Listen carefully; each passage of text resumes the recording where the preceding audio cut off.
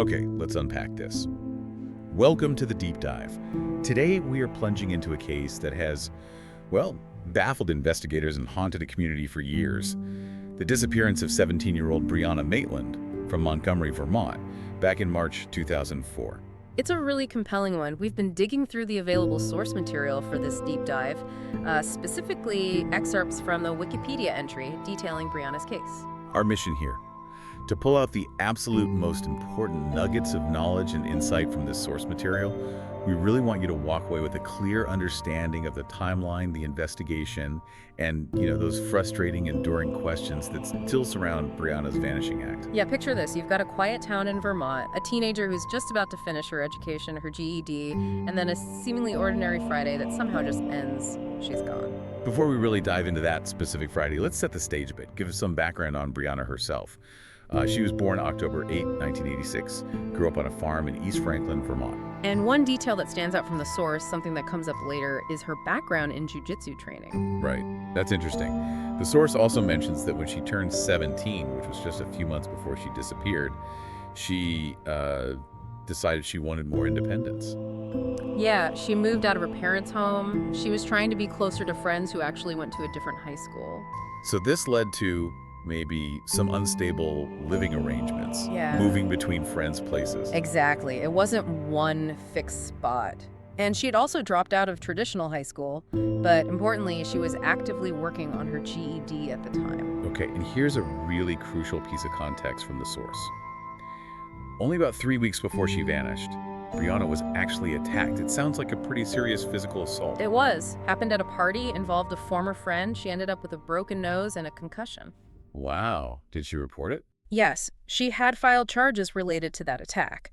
Now, the source notes those charges were later dropped after she disappeared, and importantly, the person involved in that assault was ultimately cleared of any connection to her vanishing. Okay, but it definitely shows there was some turmoil or conflict in her life right before she went missing. Definitely adds a layer. Yeah. So that brings us to Friday, March 19th, 2004.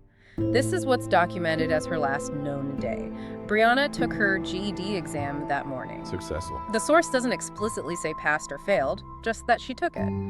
Afterwards, she had lunch with her mother, Kelly. How was she then? Kelly described her as being in good spirits, talking about plans for college. It sounded pretty positive, like a good step forward. But then, something happened. While they were shopping. Yeah, this is strange. According to her mother, while they were shopping after lunch, Brianna apparently saw something, or maybe someone, outside the store that really caught her attention. Caught her attention how? Like, scared her? Well, she left the store for a moment, then came back looking visibly unnerved, shaken, agitated. That's how her mother described it. Did she say what she saw? No. She just told her mother she needed to go home and get ready for work. Her mother noticed the big shift in her demeanor, but, didn't press her on it right then. And that was the last time her mother saw her. That was it. Kelly dropped her off at her friend Jillian Stout's home between 3:30 and 4 p.m., according to the source. Okay. And Brianna went to work. Right. She left a note for Stout first, just saying she'd be back after her shift. Then she drove her mother's car. It was a 1985 Oldsmobile sedan to her job at the Black Lantern Inn in Montgomery. What time did she finish work? She clocked out around 11:20 p.m. that night. She reportedly told coworkers she needed to get some rest because she had a second job lined up for the next day. Was anyone with her when she left? The source seems pretty clear on this. Multiple accounts indicate Brianna was alone when she left the Black Lantern Inn. Okay, so she leaves work alone around 11:20 p.m. And this leads us right into Saturday, March 20th, 2004, and the discovery that, well, became the whole mystery. Exactly. Early that afternoon, Saturday, a Vermont state police trooper was dispatched to an abandoned property. It was about a mile from the Black Lantern Inn, known locally as the Old Dutchburn House. And that's where they found the car. That's where they found Brianna's Oldsmobile. But it's how they found it that's so incredibly strange. How so? It was backed into the side of the abandoned house, like reversed into it with enough force to actually breach the siding of the building. Whoa, back into the house. That doesn't sound like just pulling over. Not at all. And there was also this random piece of plywood found resting on the trunk of the car. Very odd. What about inside the car? Or around it? Inside, they found her 2 paychecks just sitting on the front seat, Outside the car, there was some loose change, a water bottle, and an unsmoked cigarette on the ground nearby. Okay. And what did the trooper make of this scene initially? Well, here's a critical point from the source about that initial discovery. The trooper's assumption was basically that the car had just been abandoned by maybe a drunk driver who'd accidentally backed into the house. Ah, so not immediately treated as suspicious. Right. Based on that assumption, abandoned vehicle, probable drunk driver, the car was just towed away. Towed away, okay. Which leads to the next really crucial part of this timeline, right? The delay in actually reporting Brianna missing. A significant delay. She wasn't officially reported gone for several days after that car was found. And the source explains why that happened, doesn't it? It involves the friend she was staying with. Exactly. Remember Jillian Stout, the friend Brianna left the note for on Friday saying she'd be back after work? Yeah. Well, Stout apparently spent the weekend away somewhere else. She got back on Monday and found Brianna's note still there, untouched. Okay, so she figures Brianna just stayed somewhere else. That was her assumption, yeah. Maybe she was at another friend's place, something like that. So Stout didn't call Brianna's mother, Kelly, until Tuesday, March 23rd, because she still hadn't seen or heard from Brianna. So 4 days after Brianna was last seen, her mom finally gets the call that she hasn't come back. Right, so Kelly Maitland, on that Tuesday, March 23rd, starts frantically calling around Brianna's friends, her employers trying to track her down. Nobody had seen or heard from her since Friday night. And she still doesn't know the car's been found at this point. Completely unaware. So Kelly files a missing persons report with the Vermont State Police that same day, Tuesday the 23rd. It wasn't until Thursday, 2 days later, that the connection was made. Correct, Thursday, March 25th. Brianna's parents were at the state police barracks giving them photos of Brianna for the report when a trooper showed them a picture of the car that had been recovered back on Saturday. And they recognized it immediately. Instantly. And the source quotes Brianna's mother, Kelly, describing her reaction to seeing that photo. She said she was instinctively repulsed. Revulsed? Why? Because that's when her strong feelings started that someone else must have left the car there, that the scene was somehow staged.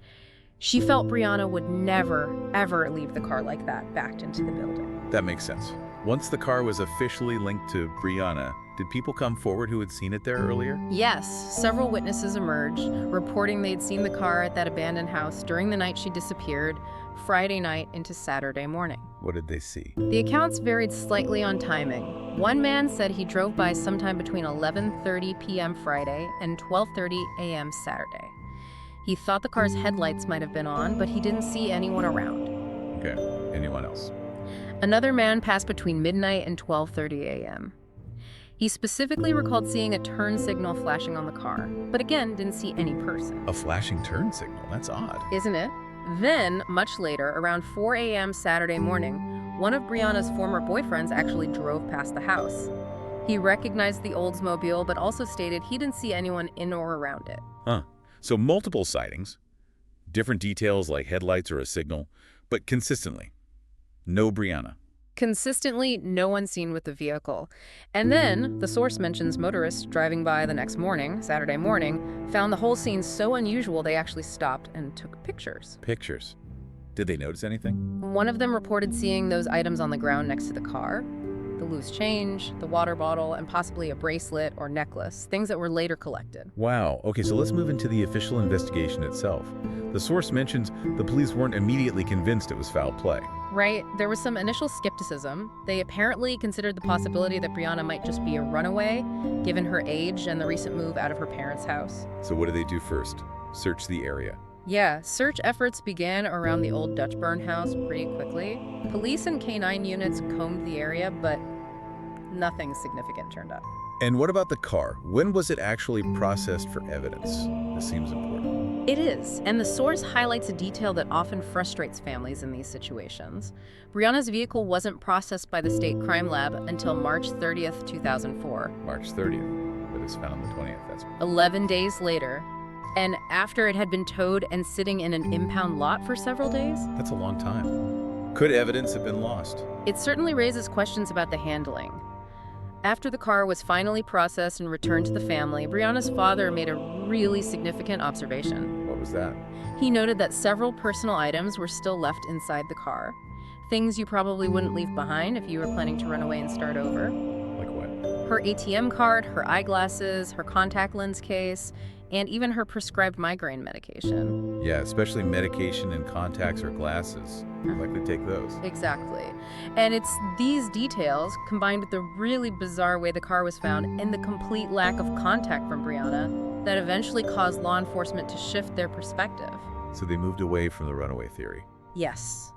Later, they concluded that foul play was the most probable cause of Brianna's disappearance. And didn't the FBI get involved at some point? They did.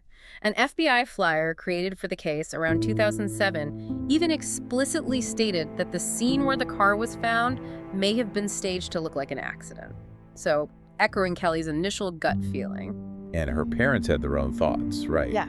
Based on her jujitsu. Yeah, they publicly speculated that because of her training, it might have taken more than one person to abduct her or overcome her resistance. They thought she would have fought back hard against a single attacker. The source also brings up another disappearance around that time, Maura Murray.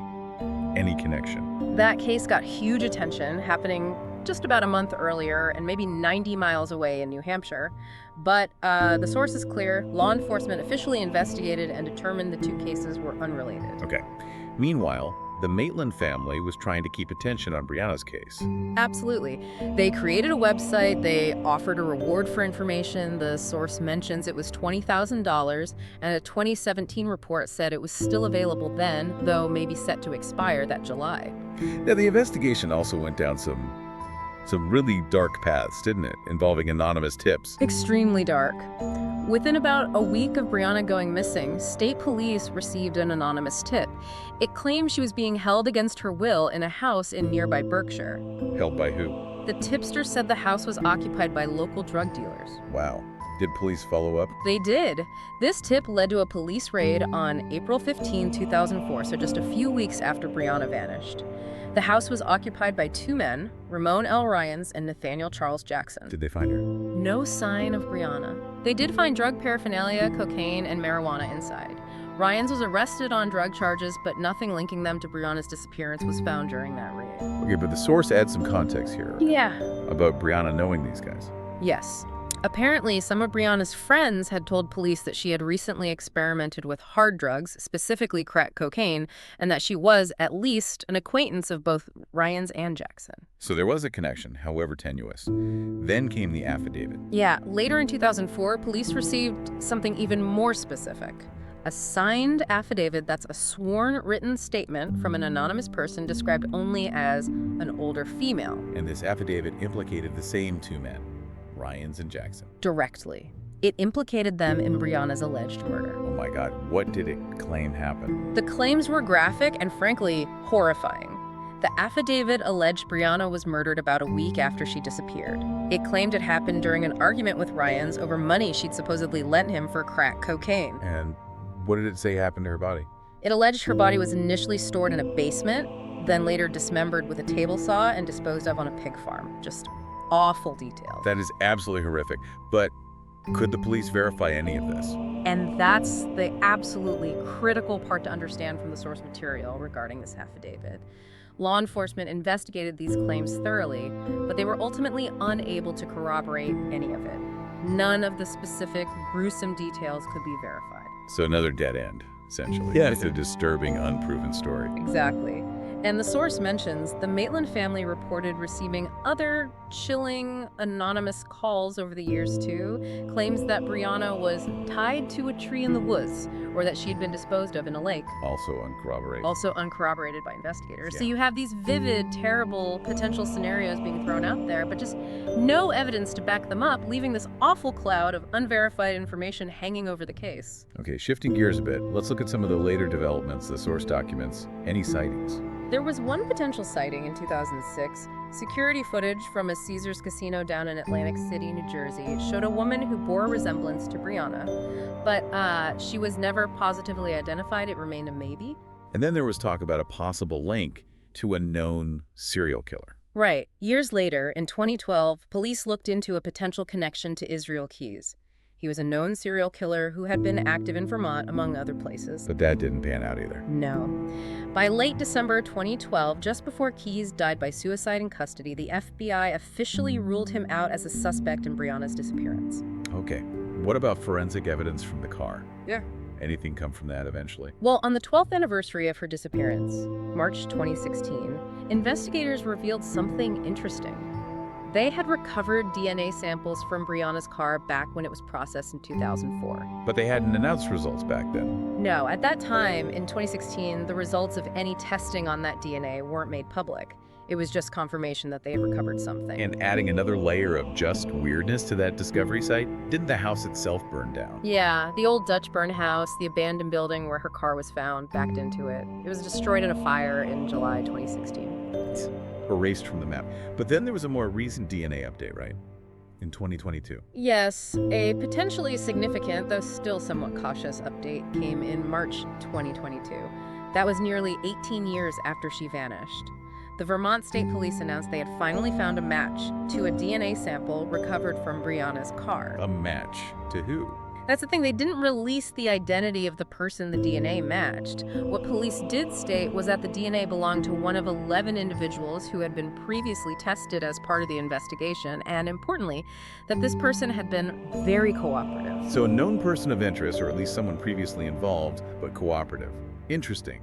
A breakthrough maybe, but still not the full picture. Exactly. A definite step forward in terms of evidence, but the exact meaning and impact of that match haven't been fully disclosed, at least not in the source material we have. And finally, the source notes this case has gotten quite a bit of media attention over the years. Yeah, which is often crucial for keeping cold cases alive. It helps keep it in the public consciousness. Right. It mentions profiles on major shows like Dateline NBC, Investigation Discoveries Disappeared, 2020. Plus podcasts like The Vanished, and it was also discussed in that Oxygen series that focused on Maura Murray's disappearance, even though the cases were deemed unrelated. And there was a book recently, too. Yeah, just in 2023, written by a private investigator who had worked for the Maitland family. Okay, so let's try and bring this all together. What this deep dive really shows us, based on the source material, is a case just marked by so many strange elements. You have that highly unusual scene with the car. That critical multi-day delay in reporting her missing, which absolutely complicated the initial response. Then those profoundly disturbing but ultimately unverified allegations involving drug dealers and murder. And just this persistent, frustrating lack of resolution, despite years and years of investigation, various potential leads popping up and fizzling out. Law enforcement has concluded foul play is the probable cause here. And there is that recent tantalizing development of a DNA match from the car. Yet after all this time, Brianna Maitland's disappearance remains officially unsolved. And this deep dive, I think it really matters because it helps you, the listener, understand the sheer layers of complexity in cases like this. You see how initial assumptions, Communication breakdowns like between the friend and the mother. chilling but unproven tips, the passage of time itself, how all these things can create huge obstacles to finding answers, even with determined investigators and a family desperate for closure. It really makes you think, doesn't it? Despite all our modern technological advances, DNA analysis getting so much more powerful over the years, this source material really underscores how deeply human factors and the very nature of information, how it's shared, how reliable it is or isn't, can fundamentally complicate even the most rigorous investigations.